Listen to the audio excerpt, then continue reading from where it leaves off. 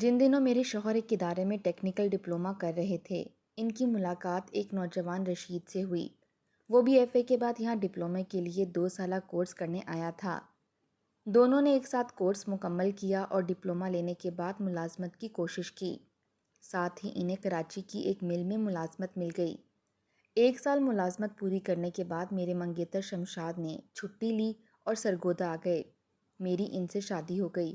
چھٹی گزارنے کے بعد یہ مجھے ساتھ لے کر کراچی آ گئے۔ شمشاد نے جو مکان شادی سے قبل کراچی میں حاصل کیا وہ سائٹ ایریے میں تھا۔ ان کو مل آنے جانے کی سہولت ہو گئی تھی۔ 2 بیڈ روم اور ایک ہال پر مشتمل تھا جس کو بطور ڈرائنگ روم استعمال کیا جا سکتا تھا۔ آگے صحن تھا۔ دیہاتی طرز کا بنا ہوا یہ مکان میرے خاوند کو اس لیے پسند آیا کہ ایک تو یہ قدرے کشادہ تھا، پھر اس میں مہمانوں کو ٹھہرانے کی گنجائش تھی۔ چونکہ گراؤنڈ فلور پر ہی بنا ہوا تھا، اس لیے مکان کی چھت بھی ہمارے استعمال میں تھی۔ یہ مکان ہماری ضروریات سے زیادہ تھا، تاہم کھلی ہوا اور دھوپ گھر میں آتی تھی۔ اسی وجہ سے انہوں نے تھوڑا سا کرایہ زیادہ ہونے کے باوجود اسے لے لیا تھا۔ کرائے کی مد میں کچھ پیسے سسر صاحب ہم کو بھیج دیا کرتے تھے۔ ہم نئے دولہا دلہن تھے، ایک پل بھی جدا ہونا نہ چاہتے تھے۔ میں یہاں آ کر خوش تھی، تاہم جب یہ مل چلے جاتے مجھ کو دن بھر کی تنہائی کا سامنا کرنا پڑتا تھا۔ گھر کی صفائی ستھرائی دیگر گھریلو کاموں میں خود کو مصروف کر لیتی۔ آس پاس کوئی مکان اتنا قریب نہ تھا کہ کسی کے ہاں آنا جانا ہوتا۔ مکان کچھ فاصلے پر بنے ہوئے تھے اور ہمارے گھر کے ارد گرد پلاٹ خالی تھے۔ یہ مکان دیگر آبادی سے کٹا ہوا تھا۔ دن کی تنہائی کو خوشی سے برداشت کر رہی تھی، چونکہ اپنے خاوند سے محبت کرتی تھی، ان کی خدمت میں مسرت محسوس کرتی تھی۔ ایک روز شمشاد گھر آئے تو بولے، میرے دوست رشید کی شادی ہوئی ہے، بیوی کو ساتھ رکھنا چاہتا ہے، لیکن یہاں اس کے پاس رہائش کا بندوبست نہیں ہے۔ فی الحال اپنے ایک دفتر کے ساتھی کے پاس ٹھہرا ہوا ہے جو ایک کمرے میں گزارا کرتا ہے۔ اگر تمہاری صلاح ہو تو میں اسے آدھا مکان رہائش کے لیے آفر کر دوں، اس طرح کرایہ بھی آدھا ادا کر لیں گے اور تم تنہائی سے بھی نجات پالو گی۔ میں نے باخوشی یہ بات مان لی۔ چاہتی تھی کہ کوئی اور فیملی بھی ہمارے ساتھ رہے۔ بے شک ان دنوں کراچی امن کا گہوارہ تھا، تاہم ہر جگہ ہی خواہ امن بھی ہو، اکیلے گھر میں رہنے سے عورت کو ڈر تو لگتا ہی ہے۔ کچھ دنوں بعد رشید بھائی اپنے گاؤں چلے گئے اور بیوی کو لے آئے جس کا نام سکینہ تھا۔ نئی نویلی دلہن تھی، ہاتھوں میں سہاگ کی مہندی ابھی تک لگی تھی۔ بہت خوبصورت نو عمر لڑکی تھی، ہنس مکھ، ملنسار اور کام کاج میں پھرتیلی۔ میری اس کے ساتھ پہلے ہی روز بن گئی۔ صبح ہمارے مرد کام پر چلے جاتے اور سکینہ میرے پاس آ جاتی۔ ہم باتیں کرتے کرتے مل جل کر منٹوں میں کام کر لیا کرتے تھے۔ میرا وقت اچھا گزر جاتا۔ وہ بھی خوش تھی کہ آدھا گھر رہنے کو مل گیا ہے۔ صحن ایک ہی تھا، لیکن کمرہ اور ایک واش روم ان کے استعمال میں تھا۔ کچن ہم دونوں مشترکہ استعمال کرتے تھے۔ ایک واش روم صحن میں، دوسرا چھت پر تھا۔ یوں 2 فیملیز کا بآسانی گزارا ہو رہا تھا۔ وہ اچھی عادات کی مالک تھی، سادہ فطرت تھی، میرا ادب کرتی۔ مجھے اس نے کبھی شکایت کا موقع نہ دیا، بلکہ میرے کاموں میں ہاتھ بٹا دیتی تھی۔ ہمارا رشتہ بہنوں جیسا بن گیا۔ اس پر ہمارے خاوند بھی خوش تھے۔ وہ تو عرصہ پہلے سے دوست تھے، طالب علمی کے زمانے سے، اور اب ہم سہیلیاں بن گئی تھیں۔ ایک فیملی کی مانند ہو گئے تھے۔ پردیس میں جو تنہائی کا احساس ہوتا ہے وہ جاتا رہا۔ سیر کو بھی جاتے تو اکٹھے، ورنہ مزہ نہ آتا۔ کراچی آئے 3 ماہ گزرے تھے کہ سکینہ کو احساس ہو گیا کہ وہ امید سے ہے۔ اس نے مجھے بتایا کہ کچھ کھانے کو جی نہیں چاہتا اور کام کرنے سے چکر آتے ہیں۔ میں اسے قریبی کلینک لے گئی۔ ڈاکٹر نے بتا دیا کہ یہ امید سے ہے، کچھ طاقت کی دوائیاں بھی لکھ دیں۔ خوشخبری سن کر رشید بھائی بہت خوش ہوئے۔ 4 ماہ اور گزر گئے۔ ایک دن انہوں نے چھٹی لی اور بیوی کو گاؤں اس کے والد کے پاس چھوڑنے چلے گئے۔ کیونکہ زچگی کے دن قریب تھے، اب سکینہ کو خصوصی دیکھ بھال کی ضرورت تھی۔ دن گزرتے دیر نہیں لگتی۔ وہ دن بھی آ گیا جب سکینہ کے گھر والوں کی طرف سے رشید کو ایک ننھی بچی کی پیدائش کی نوید ملی۔ وہ بہت خوش ہوئے اور فوراً چھٹی کی درخواست دے کر تیاری باندھ لی۔ گاؤں میں 3 دن رہ کر ہی واپس آ گئے، کیونکہ سکینہ بھی ساتھ آنے کی حالت میں نہ تھی۔ مجھے بتایا کہ میری بچی بہت پیاری ہے، ننھی منی پری ہے، 1 ماہ گزر جائے تو بیوی اور بچی کو لے کر آؤں گا۔ اب اس شخص کا دل بیوی اور بچی کے بغیر نہیں لگتا تھا، جلد از جلد ان کو لانا چاہتا تھا۔ میں شام کو کھانا بناتی، جب دونوں مل سے لوٹتے میرے شوہر ان کو بھی ساتھ کھانے پر بٹھا لیتے، ناشتہ بھی ساتھ کر کے جاتے، مگر اپنے گھر کا سکھ مرد ایک بار دیکھ لے تو بیوی کے بغیر اس کا دل نہیں لگتا۔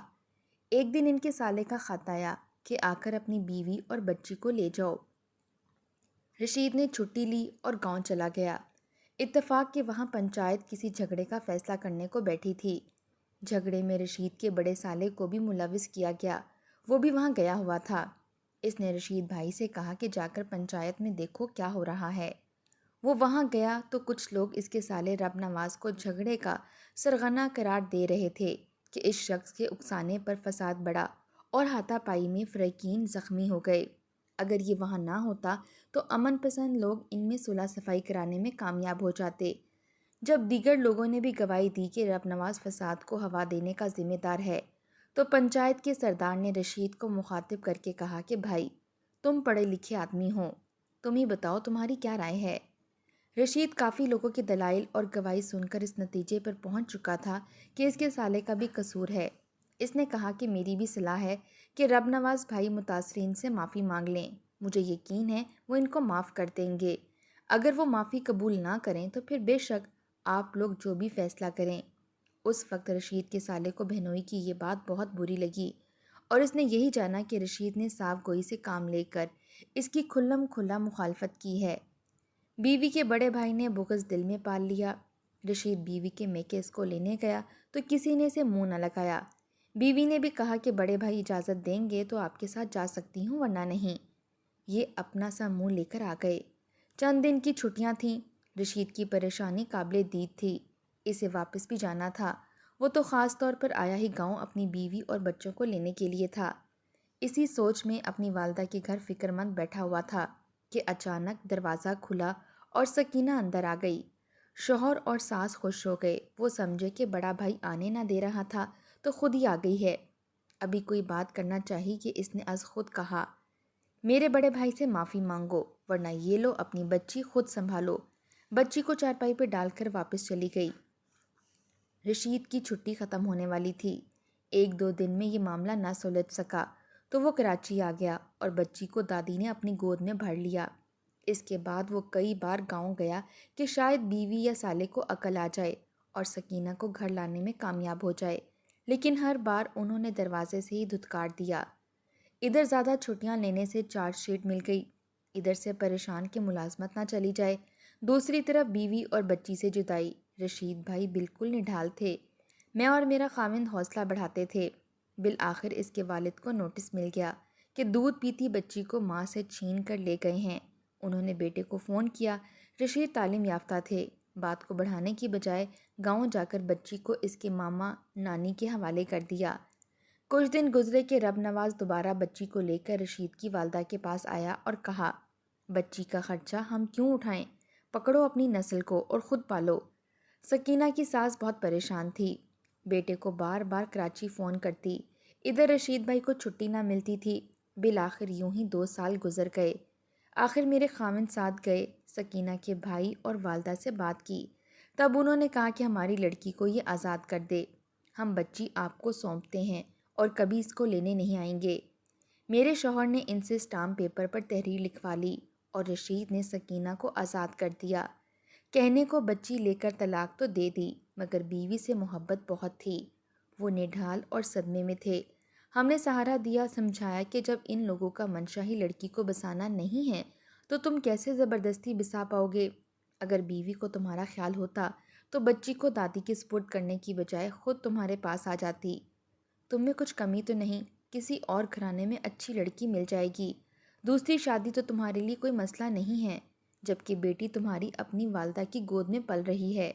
رشید کی والدہ نے بہت چاہا کہ وہ دوبارہ شادی کر لے، لیکن اس کا دل اب گاؤں والوں سے کھٹا ہو چکا تھا۔ اس نے گاؤں میں شادی کرنے سے انکار کر دیا۔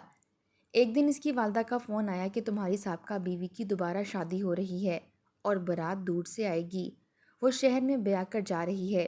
یہ خبر بھی افسوس کا باعث تھی، لیکن افسوس کے سوا کیا چارہ تھا کہ اس کی بچی کی ماں نے خود طلاق کا مطالبہ کیا تھا۔ وہ تو کئی بار منانے جا چکا تھا۔ سکینہ یہی کہتی تھی، بڑے بھائی نہیں مانتے، میں کیا کروں؟ ان کی اجازت کے بغیر تمہارے ساتھ نہیں جا سکتی۔ طلاق بھی اس کے بھائیوں نے ہی طلب کی تھی، جبکہ وہ اس امر پر آمادہ نہ تھے۔ ان کو تو سکینہ سے وہلانا محبت تھی، شاید کہ سکینہ ہی کو نہیں تھی، جبکہ اپنی ننھی بچی کو بھی قربانی بھائیوں کی خاطر دے دی تھی۔ سکینہ کی بارات دھوم دھام سے آ گئی۔ گاؤں کے ہر شخص کو تعجب یوں تھا کہ گاؤں میں عورت کا دوسری بار نکاح تو ریت ہے کہ سادگی سے ہوتا ہے، پھر یہ دھوم دھام سے کیسے؟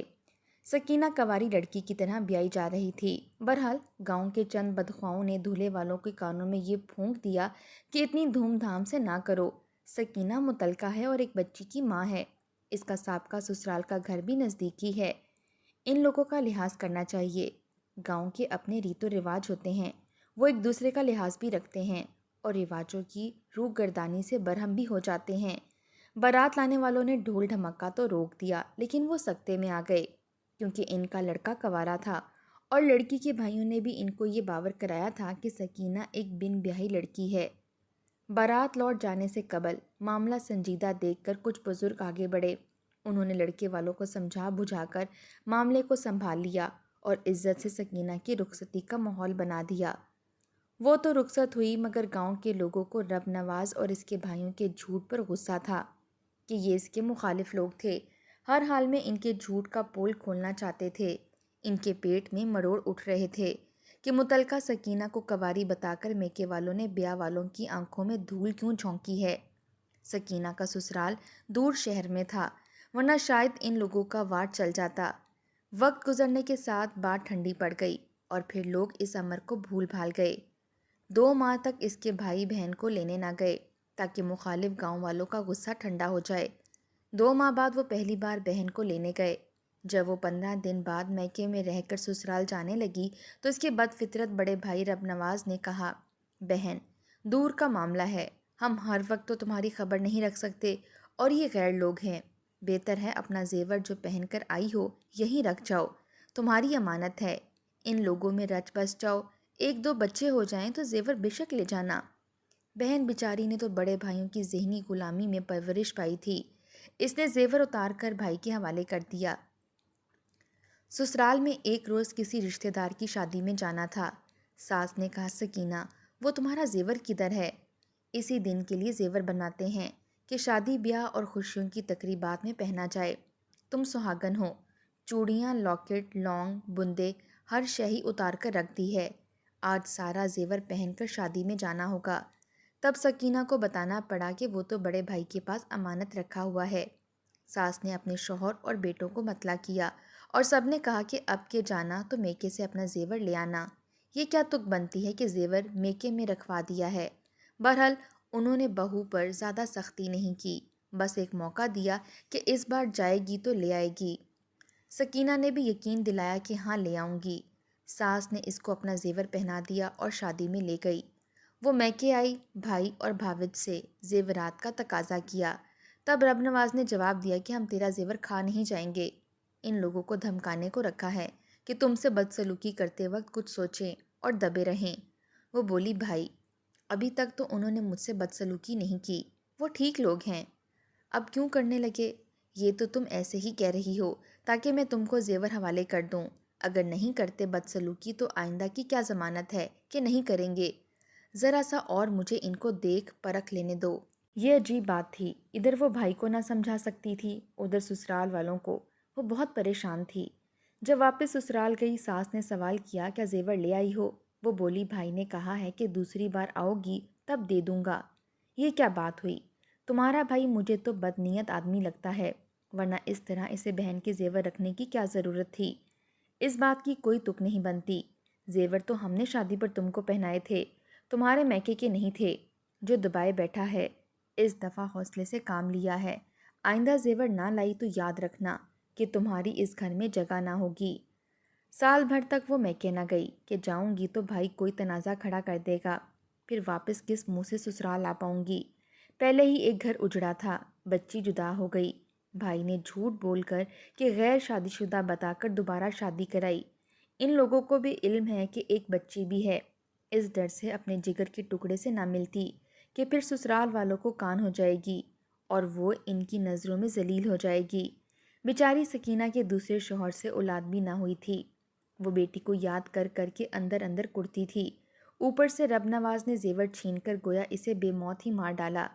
ماں بہت بیمار ہو گئی۔ اس نے فون کرایا کہ آ کر منہ دیکھ جاؤ۔ اس کی ساس نے بھی کہا کہ سکینہ کو بھیج دیں، میں قریب المرگ ہوں۔ اس نے ترس کھا کر بہو کو میکے جانے کا انتظام کرا دیا، لیکن تاکید کی کہ اس بار زیور لے کر آنا۔ ماں کی وفات ہو گئی۔ وہ ایک ماہ میکے رہی۔ بھائی سے منتیں کرتی تھی کہ زیور دے دو، یہ میرے سسرال کے ہیں، لیکن وہ ٹس سے مس نہ ہوا۔ کہنے لگا کہ تم جاؤ، میں چند دن بعد آ کر خود تمہاری ساس کے ہاتھ میں دوں گا تاکہ ثبوت رہے کہ زیور دے دیے ہیں۔ ایسے تو تم سے زیور لے کر بہتان بازی بھی کر سکتے ہیں کہ تم نے زیور نہیں دیے۔ مطالبہ کر دیا تو ہم کہاں سے بھریں گے؟ سچ ہے کہ بد نیت آدمی بد نیت ہی رہتا ہے۔ کسی کے وہم و گمان میں بھی وہ بات نہ تھی جو کہ رب نواز کے اندیشوں میں تھی۔ وہ جان بوجھ کر بد نیت ہو گیا تھا کیونکہ بد فطرت تھا۔ سکینہ ایک ایسے امتحان میں آ گئی کہ نہ جیتی بنتی تھی اور نہ مرتے۔ میں کہ کب تک بیٹھی رہتی؟ دیور لینے آ گیا۔ وہ جانے کو تیار ہو گئی، لیکن یہی خوف دامن گیر تھا کہ گھر پہنچ کر ساس کو کیا جواب دے گی جو اس کے ساتھ حسن سلوک سے رہتی ہے۔ خاوند سے بھی کوئی تکلیف نہ تھی، نہ حق ہی بھائی نے اس کو آزمائش میں ڈالا تھا۔ وہ عورتوں کے ڈبے میں ریل کی کھڑکی کے پاس سوچوں میں غرق بیٹھی تھی اور دیور مردانہ ڈبے میں سوار تھا۔ سفر گزر چکا تھا اور جوں جوں اسٹیشن قریب آ رہا تھا اس کا دل عجیب سے وسوسوں میں ڈوبتا جا رہا تھا۔ ایک اسٹیشن رہ گیا تھا۔ گاڑی رکی تو وہ کچھ دیر تک سوچوں میں غرق رہی۔ دیور نے کھڑکی کے پاس آ کر پوچھا، بھابھی کچھ کھانے پینے کو چاہیے؟ اس نے نفی میں سر ہلا دیا۔ وہ واپس اپنے ڈبے میں چلا گیا تو سکینہ سیٹ سے اٹھ کر دروازے تک آ گئی اور پھر ریل سے اتر گئی۔ تبھی ریل گاڑی نے سیٹی دی۔ تیزی سے سکینہ پٹری کی طرف بھاگی اور ریل چلنے سے 2-3 سیکنڈ پہلے وہ پٹری پر دوڑنے لگی۔ اتنے میں رینگتی ہوئی ریل نے رفتار پکڑ لی اور سکینہ اس کے پہیوں میں گھٹتی ہوئی لہو لہان ہو گئی۔ ذرا آگے جا کے ڈرائیور نے رفتار دھیمی کی، گاڑی رک گئی۔ پہیوں نے سکینہ کو کب ثابت و سالم رہنے دیا تھا؟ لہو سے بھرے ٹکڑے پٹری کے دونوں اطراف پڑے تھے۔ دیور جب ٹھہری ہوئی ٹرین کی کھڑکی کے پاس آیا، سکینہ کے قریب بیٹھی عورت نے اسے بتا دیا کہ تمہاری بھابھی میرے سامنے ہی اتری تھی، پھر ریل کی پٹری کی طرف بھاگنے لگی۔ شور مچ گیا۔ دیور نے جا کر بھابھی کے مست شدہ چہرے سے اسے پہچان لیا۔ یہ خبر جنگل کی آگ کی طرح چار سو پھیل گئی کہ ایک عورت نے چلتی ریل کے نیچے آ کر خودکشی کر لی۔ شاید کہ اس کا ذہنی توازن خراب تھا۔ سسرال والوں نے آدھی ادھوری لاش وصول کی اور سکینہ کے میکے فون کر کے حال بتایا۔ گاؤں میں کہرام مچ گیا۔ رشید کی والدہ اس کی میت پر گئیں۔ بچی بھی انگلی پکڑے ساتھ تھی، مگر اس معصوم کو کیا خبر کہ چارپائی پر جو عورت چادر اوڑھے لیٹی ہے وہی اس کی ماں ہے۔ رشیدہ کی والدہ نے جب یہ احوال فون پر بیٹے کو بتایا تو وہ پھوٹ پھوٹ کر رو دیا۔ آج ہم کو پتہ چلا کہ بھائی رشید اپنی سابقہ بیوی سے کس قدر محبت کرتے تھے۔ وہ حال دل کسی پر ظاہر نہ کرتے تھے، لیکن دل وہ مسکن ہے، ایک بار کوئی اگر اس پر قبضہ کر لے تو پھر کبھی وہ اس سے دستبردار نہیں ہوتا۔ سکینہ نے بھی رشید کے دل پر ایسا قبضہ کیا تھا کہ وہ تو اس دنیا سے بھی چلی گئی، مگر اس کی یاد آج بھی ان کو بے چین کر دیتی ہے۔ دوستوں، سکینہ کے بھائی نے بہت غلط کیا اور افسوس سے کہنا پڑتا ہے کہ لوگ زیور اور روپے پیسے کو اہمیت دیتے ہیں لیکن انسان کو بھول جاتے ہیں۔ بس دعا ہے اللہ ہدایت دے، آمین۔